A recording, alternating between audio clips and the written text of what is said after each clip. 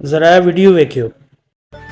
ਉਹ ਬੇਬੇ ਵਿੱਕੀ ਦੀ ਘਰ ਵਾਲੀ ਰਾਤ ਕਿਸੇ ਬੰਦੇ ਨਾਲ ਭੱਜ ਗਈ। ਮੈਨੂੰ ਦੱਸ ਮੇਰਾ ਸੋਹਣਾ ਪੁੱਤਰ ਕਿਹਦੇ ਨਾਲ ਭੱਜ ਗਈ? ਉਹ ਬੇਬੇ ਪਤਾ ਤਾਂ ਮੈਨੂੰ ਵੀ ਨਹੀਂ ਲੱਗਿਆ ਹੈਗਾ। ਤੁਸੀਂ ਵੀ ਹਾਲੇ ਕਿਸੇ ਕੋਲ ਗੱਲ ਨਾ ਕਰਿਓ। ਵਿੱਕੀ ਥਾਣੇ ਗਿਆ ਹੋਇਆ, ਇਹ ਤਾਂ ਸਾਰੀ ਗੱਲ ਆਪਣੇ ਤੇ ਆ ਜੂਗੀ ਜੇ ਤੁਸੀਂ ਕਿਸੇ ਕੋਲ ਵਕਤਾ। ਮੈਂ ਪਿੰਡ ਚੋਂ ਪਤਾ ਕਰਕੇ ਆਉਣਾ ਵੀ ਭੱਜੀ ਕਿਹਦੇ ਨਾਲ ਹੈ। ਮੈਂ ਤੁਹਾਨੂੰ ਬਾਰ-ਬਾਰ ਕਹੀ ਜਾਣਾ ਕਿਸੇ ਕੋਲ ਵਕ ਨਾ ਦਿਓ ਤੁਸੀਂ। ਬੇਬੇ ਜਦੋਂ ਆਪਣੇ ਪਿੰਡ ਨਾਮ ਲੈਣ ਲੱਗੀ ਸੀ ਨਾ, ਮੈਂ ਤਾਂ ਉਦੋਂ ਵੇਖੀ ਸੀ ਵਿੱਕੀ ਦੇ ਘਰ ਵਾਲੀ ਰਾਮਨ ਦੀ ਬਾਹ ਫੜ ਕੇ ਨੱਚਦੀ ਸੀ ਬੇਬੇ। ਮੈਂ ਤਾਂ ਉਹਦੀ ਹਿਸਾਬ ਲਾ ਲਿਆ ਸੀਗਾ ਵੀ ਇਹ ਕੋਈ ਨਾ ਕੋਈ ਚੱਲ ਝਾੜੂਗੀ। ਝਾੜ ਨਾ ਫਿਰ ਚੰਨ ਜਾਣੀ ਮੇਰਾ ਫੋਨ ਚੁੱਕ ਕੇ ਲਿਆ ਭੱਜ ਕੇ ਜਾ। ਬੇਬੇ ਮੈਂ ਨਹੀਂ ਲੈ ਜਾਓਗੇ ਦੇਣਾ, ਮੈਨੂੰ ਪਤਾ ਹੁਣ ਤੂੰ ਮਾਸੀਆਂ ਚੁਗਲੀਆਂ ਕਰਨੀਆਂ ਹੋਣਗੀਆਂ। ਮੇਰੇ ਕੋਲਾ ਭਰ ਗਿਆ, ਲੰਡੂ ਲੈ ਕੇ ਗਿਆ, ਤੁਸੀਂ ਕਿਸੇ ਕੋਲੇ ਗੱਲ ਨਹੀਂ ਕਰਨੀ।